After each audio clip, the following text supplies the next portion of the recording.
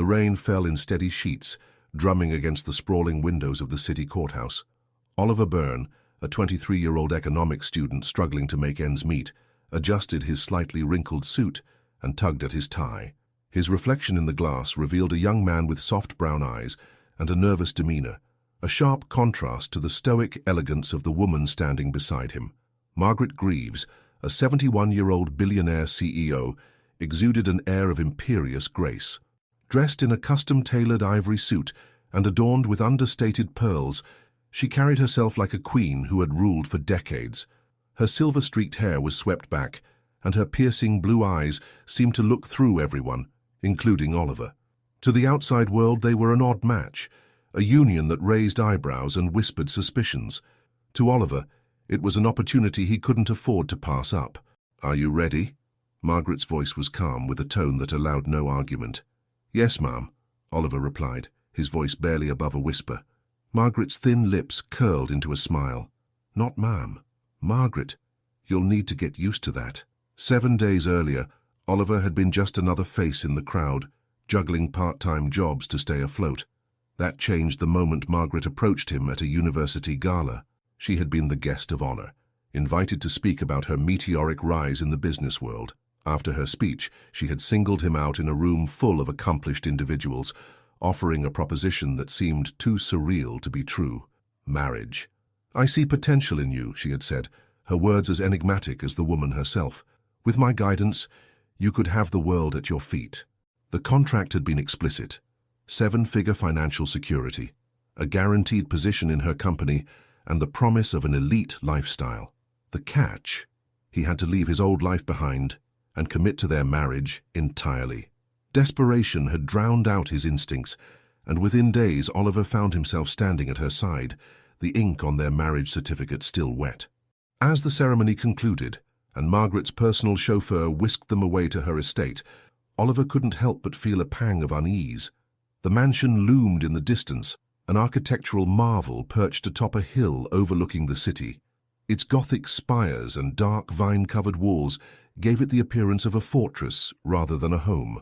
The first night was uneventful. Margaret had retreated to her private quarters after dinner, leaving Oliver alone to explore the cavernous mansion. He wandered through endless hallways, lined with oil paintings of stern-faced ancestors, their eyes seeming to follow him as he passed. The atmosphere was stifling, but the promise of a new life kept his doubts at bay. It wasn't until the third day that Oliver began to notice the cracks in the facade. "Good morning, Mr. Byrne," greeted Estelle, the housemaid assigned to assist him. She was in her mid-30s, with chestnut hair neatly tied back, and a warmth that contrasted sharply with the mansion's cold grandeur. "Morning," Oliver replied, setting down the ornate silver fork he had been using to pick at his breakfast. The spread before him was lavish: fresh croissants, seasonal fruits, and imported coffee, but his appetite had waned. Estelle hesitated, her hands nervously fidgeting with the hem of her apron. "If you don't mind me saying, you look troubled."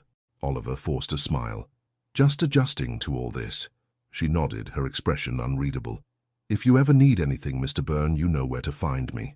Later that day, while Margaret attended a business meeting, Oliver decided to explore further. The west wing of the mansion, Margaret had warned, was off-limits. Naturally, that was where his curiosity led him. The hallway was darker here, the air heavy with the scent of aged wood and something faintly metallic. At the end of the corridor stood a door slightly ajar. Inside was a room filled with boxes, each meticulously labeled. One caught his eye: personal records, marriages. His heart pounded as he opened the box and sifted through its contents. Faded photographs, old marriage certificates, and newspaper clippings told a story he hadn't expected. Margaret had been married 4 times before. Each marriage ended mysteriously, with little information about what happened to her previous husbands. The most recent clipping was dated 10 years ago, detailing the disappearance of her 4th spouse under unusual circumstances. The sound of footsteps echoed down the hall. Panicking, Oliver shoved the documents back into the box and slipped out of the room, barely avoiding Estelle, who was carrying a tray of linens. "Forgive me, sir," she said, her voice tinged with surprise. "I didn't expect anyone to be here." Oliver managed a weak laugh. "Just exploring. This place is like a maze." She glanced toward the partially closed door behind him, but said nothing. That night, Oliver confronted Margaret during dinner. "Why didn't you tell me about your previous marriages?" he asked, trying to keep his voice steady. Margaret's eyes narrowed, and a faint smile played on her lips. "I didn't think it was relevant. The past is the past, Oliver. It has no bearing on us." Her tone was dismissive, but her gaze was unwavering, as if daring him to press further. He didn't. As the days passed, Oliver's unease grew. Margaret's behavior became increasingly erratic.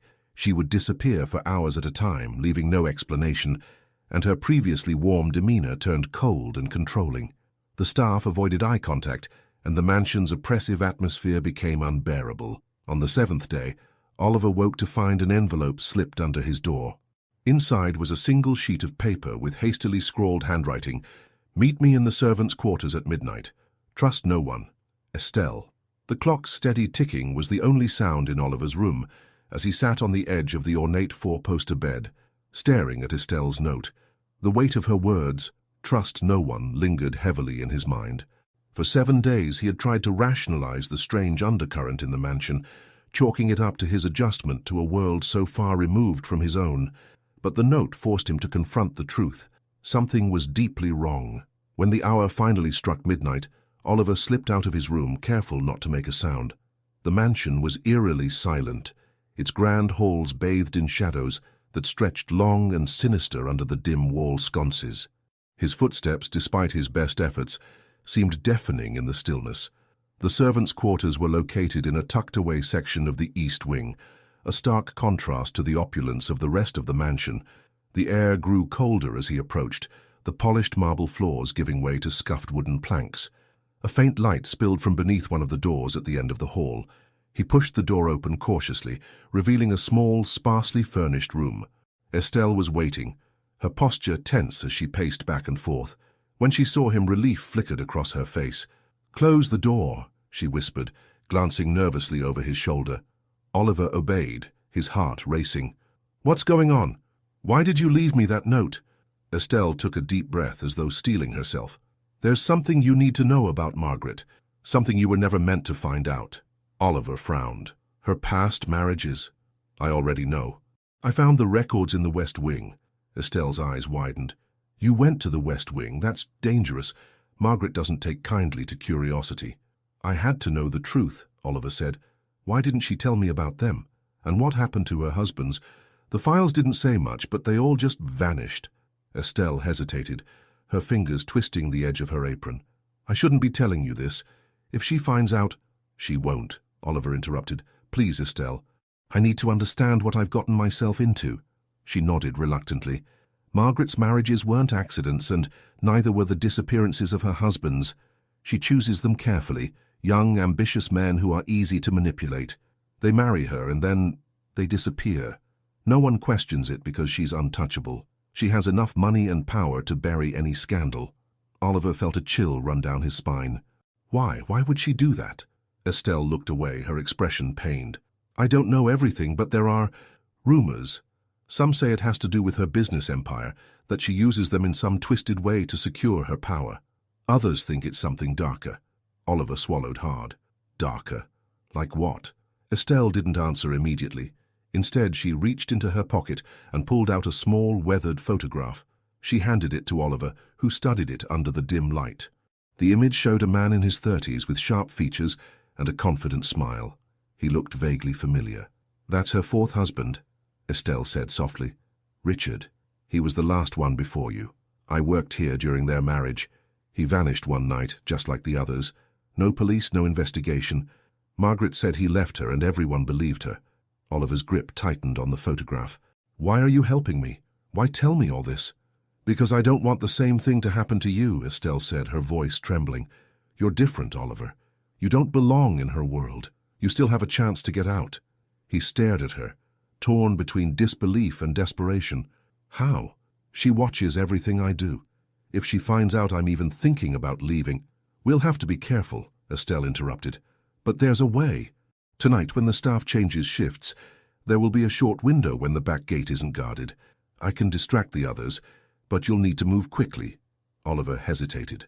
"And then what? Where do I go?" "Anywhere but here," Estelle said.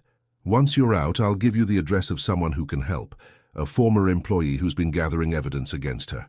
Oliver felt a surge of hope, but it was quickly tempered by fear. The idea of escaping the mansion was daunting enough, but the thought of what Margaret might do if he failed was even worse. The hours leading up to his escape passed in a haze of anxiety. Every sound in the mansion seemed amplified, every shadow more menacing. Oliver packed a small bag with essentials, careful to leave his room looking untouched. He couldn't afford to arouse suspicion. At 2 a.m., Estelle appeared at his door, her face pale but determined. "It's time," she whispered. They moved silently through the mansion, avoiding the main hallways where the night staff patrolled. Estelle led him through a narrow passageway he hadn't noticed before, hidden behind a tapestry in the library. The passage was dark and musty, its walls lined with cobwebs. "This leads to the kitchen," Estelle explained. "From there it's a straight shot to the back gate." Oliver nodded, his heart pounding. The kitchen was deserted, its gleaming surfaces eerily pristine under the faint glow of the overhead lights. Estelle motioned for him to wait as she peeked into the hallway beyond. "All clear," she whispered. They crossed the threshold and made their way toward the back gate. The air was cool and damp, the faint scent of rain lingering from earlier. As they approached the gate, Oliver felt a flicker of hope. It was unlocked, just as Estelle had promised. "Go," she urged, glancing nervously over her shoulder. "I'll cover for you." Oliver hesitated. "What about you? Won't she suspect you?" "I'll manage," Estelle said, her voice firm. "You need to get out of here, now." He nodded, his throat tight with emotion.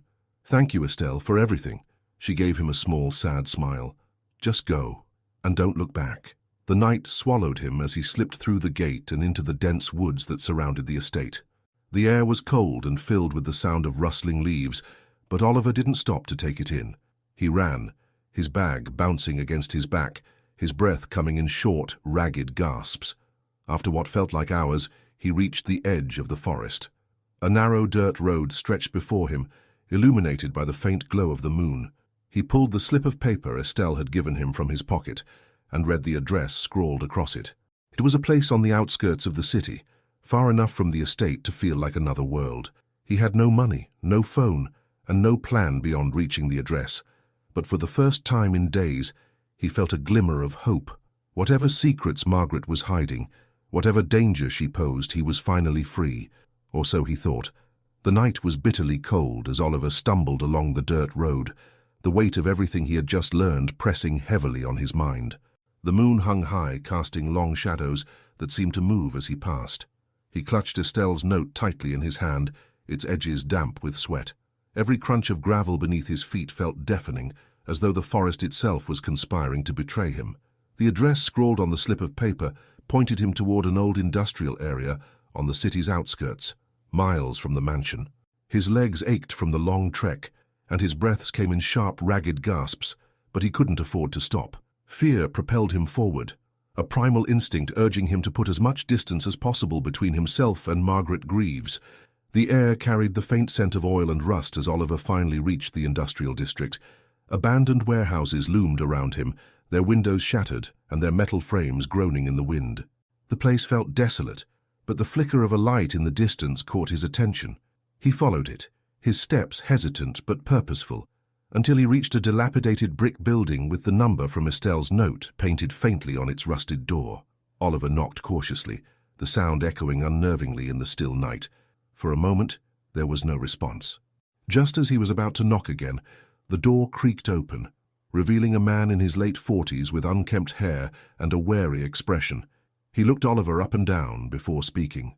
"You're the new husband," the man said, his voice low and gravelly. It wasn't a question. "Yes," Oliver replied, his throat dry. "Estelle sent me." The man nodded, stepping aside to let him in.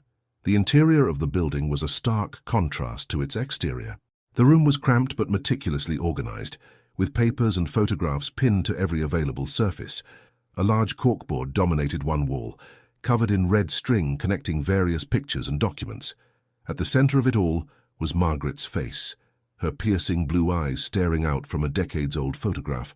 "I'm Victor," the man said, motioning for Oliver to sit on a worn leather chair. "I used to work for Margaret, just like Estelle, until I saw too much."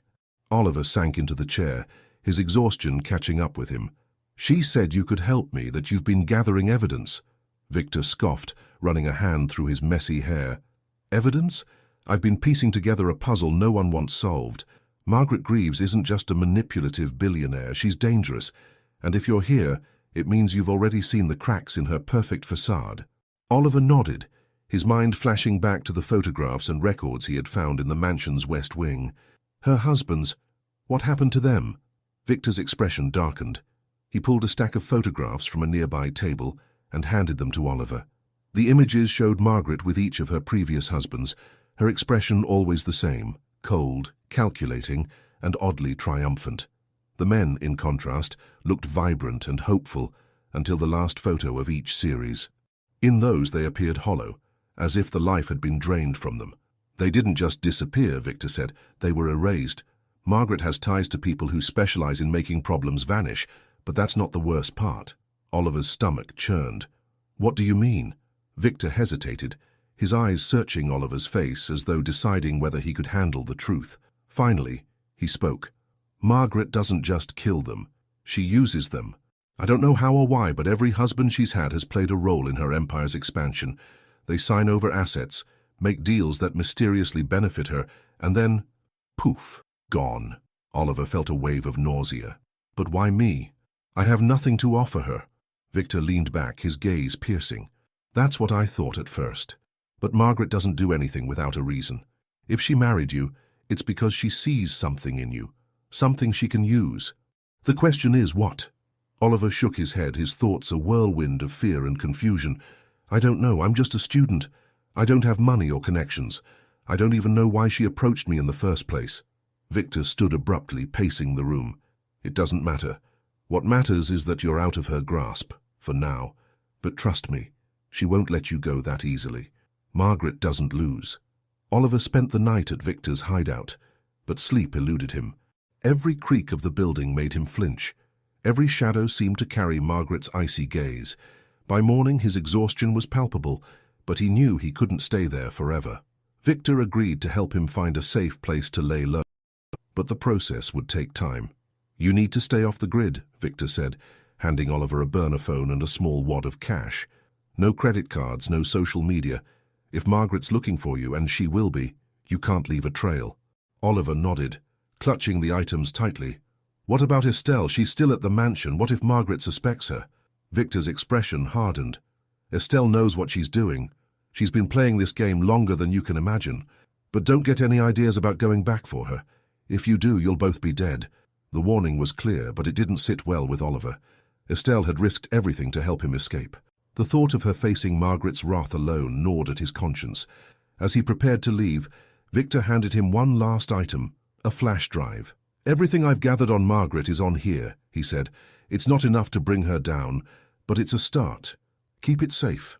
Oliver slipped the drive into his pocket, feeling its weight as a tangible reminder of the danger he faced. With a final nod of thanks, he left the hideout and began his journey into anonymity. The days that followed were a blur of cheap motels, long bus rides, and constant paranoia. Oliver changed his appearance as much as he could, shaving his scruffy beard and cutting his hair short. He avoided crowded places, kept his phone off unless absolutely necessary, and always checked his surroundings. But no matter how far he ran, he couldn't shake the feeling that Margaret was always one step behind. One night, as he holed up in a dingy motel room on the edge of a small town, his phone buzzed. It was a text from an unknown number. "You can't run forever. Come home, Oliver. Let's talk." His blood ran cold. The message was simple, but the implications were terrifying. Margaret knew where he was, or at least she wanted him to believe she did. He stared at the screen, his mind racing. Should he respond? Ignore it? Destroy the phone? Before he could decide, another message appeared. "You're not the first to try this. You know how it ends." Oliver's hand trembled as he threw the phone onto the bed. He had to move again, and quickly. But as he gathered his things, a thought struck him. What if running wasn't the answer? What if the only way to end this nightmare was to confront Margaret head-on? Oliver had spent the better part of his journey running, but he realized now that escape wasn't possible. Margaret wasn't just a woman. She was a force. Her influence stretched far beyond the mansion's iron gates, and every step he took felt like a thread in her web pulling tighter. The only way to end this was to face her. The thought terrified him. Yet, as he sat in the dimly lit corner of a cafe, miles from the nearest city, poring over the flash drive Victor had given him, a grim resolve settled over him. The files were a treasure trove of damning information, contracts signed by her former husbands, strange financial transactions, and records of offshore accounts. Each document painted Margaret as more than a manipulative billionaire. She was a master puppeteer, her strings reaching into the darkest corners of power. But what chilled Oliver most were the photographs, images of men before and after their time with Margaret. Vibrant and hopeful at first, their eyes dimmed as if their very essence had been drained. It was as though she consumed them, leaving only hollow shells behind. He closed his laptop and leaned back, his mind racing. The evidence was enough to ruin her, maybe even put her behind bars, but he needed help. Someone with the reach and courage to take her down. That's when he remembered Victor's words. It's not enough to bring her down, but it's a start. The next morning, Oliver set his plan in motion. He called an investigative journalist whose work he admired, a woman named Laura Kane. She was known for exposing corruption at the highest levels, and if anyone could help him, it was her. Their meeting was set for the following night at a quiet bar in a neighboring city. Oliver arrived early, his nerves frayed. Every glance over his shoulder felt like a warning. Every stranger seemed like a threat. When Laura finally appeared, he was almost relieved. She was younger than he'd expected, with sharp green eyes and a no-nonsense demeanor. She slid into the booth across from him, setting a recorder and notepad on the table. "You have my attention," she said. "What's this about?" Oliver wasted no time laying out his story from the moment Margaret approached him to his escape from the mansion. He handed over the flash drive, his voice trembling as he recounted the secrets he'd uncovered. Laura listened intently, her expression unreadable. When he finished, she leaned back and let out a low whistle. "That's a lot. If even half of what you're saying is true, this could be one of the biggest stories I've ever covered." Oliver nodded, a flicker of hope igniting in his chest. "So you'll help me?" Laura hesitated. "I'll look into it. But you need to understand something, Oliver. People like Margaret don't go down easily. If she's as powerful as you say, she'll have contingencies. She'll fight tooth and nail to protect herself." "I don't have a choice," Oliver said. "If I don't stop her, she'll destroy me." Laura studied him for a moment before nodding. "All right, but you need to be careful, and you need to be ready for this to get ugly." The following days were a blur of waiting and paranoia. Laura worked tirelessly, cross-referencing the information on the flash drive with public records and speaking to sources who had worked with Margaret in the past. Meanwhile, Oliver moved between safe houses, never staying in one place for more than a night. Then, 3 days after their meeting, Laura called. Her voice was tight with urgency. "We need to meet. Tonight." They agreed on a park bench in a busy downtown area. Arrived first, scanning the crowd nervously. When Laura appeared, she looked rattled. "You were right," she said, dropping onto the bench beside him. "Margaret's empire is built on more than just business savvy. She's tied to people in high places. Politicians, law enforcement, even organized crime. Taking her down is going to take more than just a story." Oliver's stomach sank. "So what do we do?" Laura handed him a folder. "We go public. This is everything I've found so far. It's not enough to convict her, but it'll get people talking. Once the media picks it up, she won't be able to hide."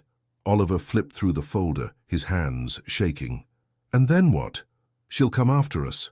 Laura's expression hardened. "She might, but if we let fear stop us, she wins." That night, the story broke. Laura published an exposé on her news site, detailing Margaret's marriages, her financial dealings, and the mysterious disappearances of her husbands. The article quickly gained traction, spreading across social media and catching the attention of major news outlets. For a moment, Oliver felt a glimmer of triumph, but it was short-lived.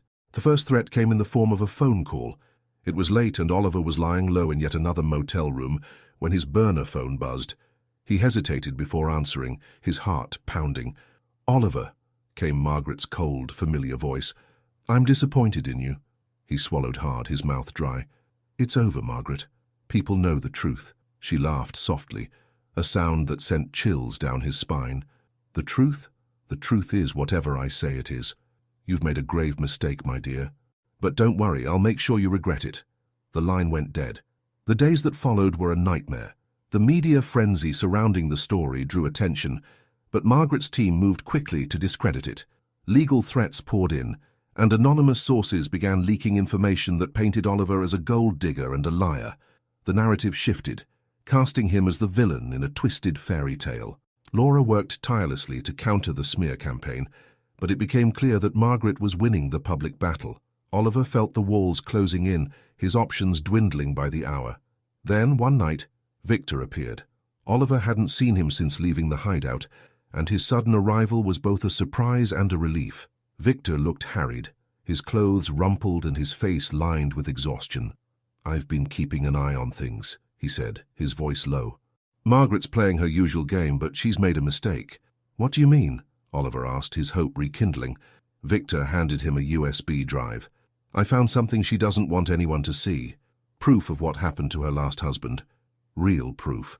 If we can get this to the right people, it could tip the scales." Oliver stared at the drive, his hands trembling. "Why didn't you give this to me before?"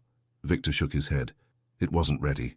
I had to be sure it would hold up under scrutiny. But now's the time, we have to act fast." The final showdown came at a press conference organized by Laura. With the media gathered, Oliver and Victor presented their findings, unveiling the damning evidence Victor had uncovered. The documents on the USB drive painted a chilling picture. Financial records linking Margaret to offshore accounts used to launder money, emails detailing her dealings with organized crime, and, most damning of all, a video confession from one of her former associates. The room erupted in chaos as the evidence played out on screen. Reporters scrambled to ask questions, their cameras flashing. For the first time, Margaret's ironclad image began to crack. But even as Oliver watched the chaos unfold, he knew it wasn't over. Margaret wouldn't go down without a fight. In the weeks that followed, the tide began to turn. Investigations were launched, and more people came forward with stories of Margaret's ruthless tactics. Her empire began to crumble, and for the first time in years, Oliver felt a glimmer of freedom. Yet, he knew he would never be truly free. Margaret's shadow loomed large, a reminder of the cost of standing up to her. But as he walked away from the courthouse one final time, he realized he no longer cared. He had survived.